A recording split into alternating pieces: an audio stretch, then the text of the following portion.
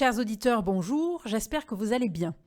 Radio JM reçoit aujourd'hui le rabbin Yona Acherov.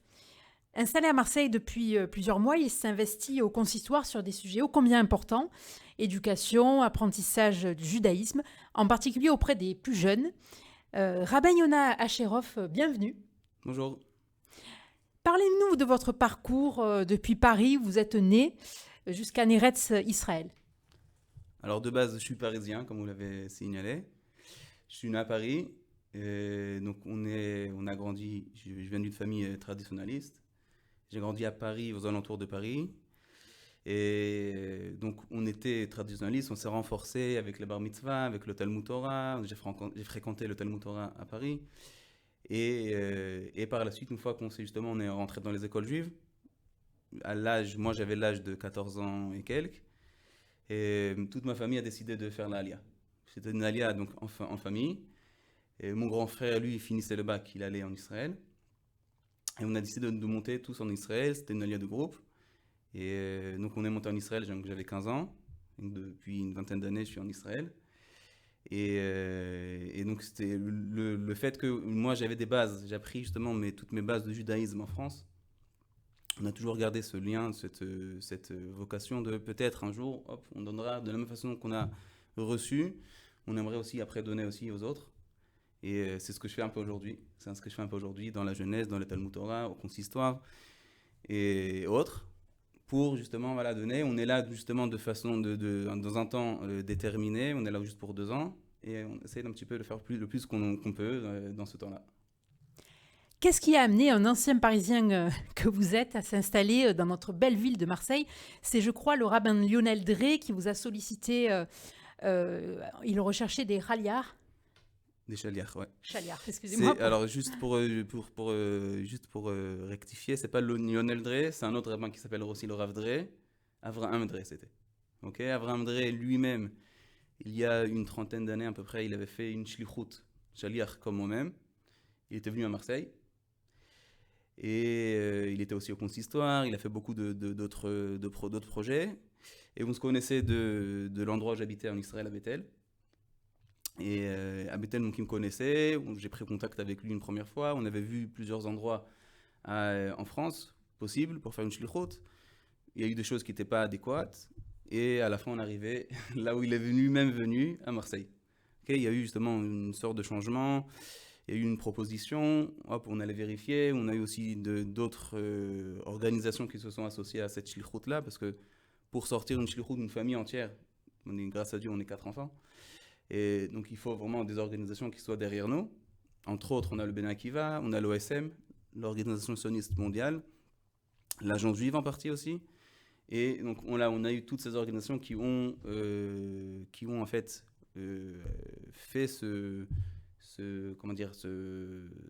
dossier de shlichut pour qu'on puisse venir ici à Marseille, donc trouver où habiter, trouver où travailler, donc les fonctions qu'on serait ici. Donc au départ, quand on est arrivé, on ne connaissait pas du tout Marseille. Pour nous, c'était nouveau, même on n'avait pas de famille ici. On est arrivé, quand on est arrivé l'année dernière, on n'avait pas tout de suite d'appartement, parce que les appartements, il faut d'abord des garants ou des fiches de paye, des choses comme ça. On a vécu pendant quelques mois dans un Airbnb, 2-3 pièces, pour 4 familles, pour 4 personnes dans la famille. Et donc l'arrivée est un petit peu difficile, jusqu'à qu'on déménage là où il fallait. Et ma femme donc, a pris sa fonction, elle a déjà pris dès le départ sa fonction à l'école Yavneh, moi au consistoire. Et donc j'étais au consistoire, donc, au rabbinat dans le consistoire, donc fonction rabbinique. Et en parallèle dans la grande synagogue pour essayer de dynamiser la grande synagogue, et ensemble essayer justement dans la jeunesse, dans les mouvements de jeunesse, le Bnei Akiva entre autres, et essayer de un petit peu justement remonter le Bnei Akiva qui depuis des années a connu vraiment des périodes très hautes et très belles.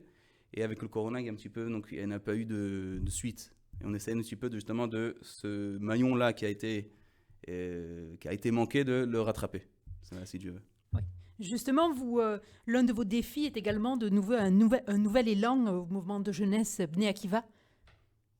C'est ça, exact. C'est comme je l'ai dit précédemment, On a derrière nous plusieurs organisations, donc nous, le Bnei Akiva, et donc le Bnei Akiva nous a appelé, n'a pris contact avec nous pour, si déjà on est à Marseille, si déjà on a des fonctions communautaires, essayer aussi de prendre cette fonction-là de la jeunesse, du Bnei Akiva, de ce mouvement qui est un mouvement sioniste religieux. Il y a beaucoup d'autres mouvements de jeunesse à Marseille. Celui-là, ce qu'il a de particulier, c'est que voilà, il se dit sioniste et religieux aussi. C'est-à-dire que donc tout le déroulement de ces activités, ce sera toujours en fonction donc, de la halakha, en fonction de la religion. Et donc tout ce qu'il fait, ce sera en fonction de ça. Et en plus de ça, donc, il a ce sionisme-là, il a cet apport-là qu'on parle justement de la terre d'Israël, du retour en terre d'Israël de notre époque. Et il y a un troisième point que d'autres mouvements de jeunesse apportent, c'est que voilà, ça amène aussi, si vous voulez, une notion de leadership, trouver justement dans la jeunesse, dans la nouvelle génération, des personnes qui pourront après continuer en France, en Israël, peu importe, mais qui seront là pour la communauté. Pas juste pour eux-mêmes, pas juste dans leur carrière à eux-mêmes, mais qui pourront aussi apporter à la communauté de Marseille, de France, d'Israël, peu importe. Et c'est ce qu'on se trouve un petit peu quand on arrive ici à Marseille, qu'est-ce que ça manque un petit peu. On a une génération précédente qui était vraiment dévouée à la communauté, qui était là pour la communauté, qui faisait vraiment beaucoup de choses pour la communauté. On a, même là où je travaille au consistoire, on a les paniers de Shabbat. Et on a vraiment, donc c'est vraiment une époque, c'est vraiment une génération, ils étaient là pour la communauté. Aujourd'hui, les jeunes, c'est un petit peu plus dur d'amener ces valeurs-là de social et collectif. Et c'est un peu le but. Voilà, donc c'est un groupe de jeunes, qui apportent, qui amènent, justement, c'est les madrichim, les moniteurs, ils sont là pour les jeunes. Ils font ça de façon volontaire. Ils ne sont pas payés pour ça. C'est pas un métier. Et ça leur apporte et pour les jeunes et pour eux-mêmes. C'est une vocation. C'est une vocation, exactement. Ça leur donne des outils pour la vie. Ça leur donne ça leur renforce eux-mêmes pas leur comportement, leur manière de voir les choses, leur manière de se comporter. Leur savoir-être. Leur savoir-être. Et ça apporte beaucoup. D'être madrich, d'être moniteur dans un mouvement de jeunesse, peu importe lequel, ça apporte beaucoup. Ça apporte beaucoup. Et justement, on essaye que, voilà, il y a cette jeunesse-là, et pour avoir un petit peu une relève de l'ancienne génération. Alors, il y a beaucoup d'idées qu'on a eues, qui a été faites, d'autres pas encore, d'autres qui vont venir. Mais on est là pour ça. On est là pour ça, on espère faire du mieux possible. On vous sent très investi auprès de la jeunesse et en Israël, vous êtes appuyé sur l'enseignement ludique pour aider les jeunes en difficulté scolaire. Est-ce une méthode que vous souhaiteriez développer à Marseille ? Alors effectivement, dans l'enseignement en Israël, l'enseignement qui est appelé Chinuch Miyuchad, et c'est donc l'éducation spécialisée, est très développé, beaucoup plus que la France. Vraiment là-bas, on met l'accent sur... on dit que l'Israël, c'est le pays de l'enfant. Un enfant, il est là-bas, il est le roi. Et vraiment, on le ressent. On le ressent, mes enfants le ressentent ici. Ils le ressentent ici, qu'il y avait quelque chose qu'ils avaient en Israël qu'ils n'ont pas ici. Ils le ressentent dans la vie sociale, à l'école. Vraiment, l'enfant, c'est le centre d'intérêt, si vous voulez, en Israël. Et donc, on met vraiment l'accent sur tous les enfants, même si c'est des enfants qui ont un peu plus de difficultés, même si c'est des enfants qui ont un certain retard, des enfants handicapés, ils vont trouver tous les moyens, tout ce qu'il faut pour chaque personne l'amener à ses fins, l'amener à développer ses moyens. Et donc moi, dans mes études que j'ai fait des études d'éducation spécialisée, et j'ai travaillé un petit peu aussi dans ça en Israël, donc j'étais enseignant, et j'ai fait plusieurs programmes justement avec des jeunes, avec des personnes qui sont un petit peu donc, en difficulté, un petit peu justement les accompagner, les amener à arriver justement à faire des choses avec eux. Et donc en Israël, c'était très développé, et ça se développe aussi en France, à Marseille aussi en l'occurrence, et des écoles aussi avec spécialisées. Beyahad. Où ça ? Avec Beyahad, l'association Beyahad à La Rose. Ah, à La Rose, aussi, exact. Aussi, il y a des écoles aussi spécialisées. Et donc il y a ce développement. Moi, ce que maintenant, Bezrat Hashem, si Dieu veut, cette année, l'année dernière, je ne l'ai pas fait. Cette année, j'ai un peu changé mes fonctions. C'est d'essayer de rentrer dans des écoles et faire des programmes justement spécialisés, prendre quelques élèves. C'est pas juste des cours de rattrapage pour rattraper le niveau, mais vraiment leur donner des outils, leur donner des choses qui peuvent les accompagner après par la suite dans leur vie. Et donc voilà, j'espère d'ici peu prendre ces fonctions aussi. Donc ça peut être plusieurs écoles, ça peut être une école. Et donc on sent que voilà, l'éducation en Marseille se développe aussi. Et donc on peut aussi essayer d'apporter notre part, notre façon de voir. Et essayer donc d'aider, ça peut aussi développer, ça peut aussi aider donc l'éducation en France. Cela ne peut être que positif. Le 12 novembre, à la grande synagogue Breteuil-Beth Yosef, différentes personnalités de la communauté vont participer au Shabbat mondial. Pourriez-vous nous en dire plus sur cet événement ? Exact. Alors effectivement, il y a ce qu'on appelle le Shabbat mondial.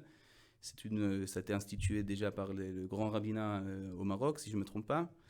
Et donc c'est chaque année, je ne sais plus si c'est exactement le même Shabbat ou une autre date dans l'année, c'est un Shabbat où on va dire, voilà, même ceux qui n'ont pas forcément l'occasion de faire le Shabbat dans l'année, et c'est de ce Shabbat-là, donc venir faire Shabbat avec nous. Toutes les portes des synagogues partout dans le monde sont ouvertes. En général, il y a des activités communautaires qui sont organisées, des repas communautaires. Et donc, entre autres, quelques synagogues à Marseille, dont bien sûr la grande synagogue de Marseille, donc on organise un grand Shabbat communautaire. Donc dès le matin, dès les prières, dès les offices du matin, les cours, le grand rabbin de Marseille lui-même sera présent, suivi d'un repas de Shabbat. On va essayer nous-mêmes, moi et ma femme justement, comme on s'occupe de la jeunesse, essayer de prendre et trouver des moniteurs pour occuper les enfants, leur trouver une activité dans l'après-midi de ce Shabbat-là, et vraiment passer donc de la matinée, comme c'est des Shabbats courts qui sont des Shabbats d'hiver, donc même jusqu'à la fin de Shabbat, un Shabbat ensemble, convivial et amusant pour les enfants, et vraiment essayer de regrouper le plus de personnes possible. Donc c'est vraiment l'occasion, j'appelle tout le monde, je profite de l'occasion, tous ceux qui peuvent, qui aimeraient, qui n'ont pas l'occasion, essayer de venir, essayer de prendre contact avec les synagogues qui organisent des Shabbats comme ça, et venir et fêter avec nous ce moment-là. L'un de vos objectifs est aussi de resserrer les liens entre les différentes communautés de Marseille. Et c'est un enjeu important pour Michel Cohen-Tenouji, récemment élu, qui déclarait vouloir aller chercher chaque juif là où il se trouve grâce à une présence accrue des rabbins sur le terrain. Exact. Donc, grâce à Dieu, Marseille ne manque pas de synagogues, ne manque pas de communautés. Il y a beaucoup de communautés un peu partout dans Marseille. Et ce qu'il faudrait un petit peu plus développer dans cette voie-là, c'est que pas forcément faire plus de communautés. S'il y a besoin de communautés dans un endroit où il y a un manque, alors bien sûr, oui, la développer, mais c'est de créer des liens, de regrouper ces communautés ensemble pour se sentir que voilà, on est la même communauté, bien qu'on est maintenant séparément, parce que chacun est séparé, chacun a des rites différents, chacun a des manières différentes, chacun a des habitudes différentes dans les différentes synagogues, mais essayer de trouver des moments où on vraiment se sent réunis. On a déjà organisé l'année dernière justement des journées de réunification, de réunion de toutes les communautés, avec par exemple il y avait Yom Alimoud, un jour d'études. Beaucoup de communautés sont venues à Marseille, on était plus de 300 personnes dans la grande synagogue. Des moments, Yom Ha'atzmaout, Yom Yerushalayim, des fêtes aussi qu'on fête ensemble, des moments où voilà, on se sent réunis, bien que toute l'année, chacun, c'est normal, chacun là-bas où il est habitué, proche de lui, là où il a ses habitudes, mais trouver, oui, c'est des liens que voilà, on peut faire, on est ensemble. Un moment fédérateur. Exactement, on est tous ensemble, on est le même peuple, c'est comme vous l'avez dit, c'est Michel Cohen-Tenouji qui, lui, son groupe est appelé Yachad, est appelé Ensemble. Donc, c'est de retrouver justement cette unité qu'il y a, bien que chacun est différent, bien que chacun a ses habitudes différentes, mais trouver des moments, des choses où on est unis. Essayer de développer un petit peu plus ça. Eh bien, merci Rav Asherov pour cette interview et au plaisir de vous retrouver une prochaine fois à Radio JM. Merci beaucoup à vous.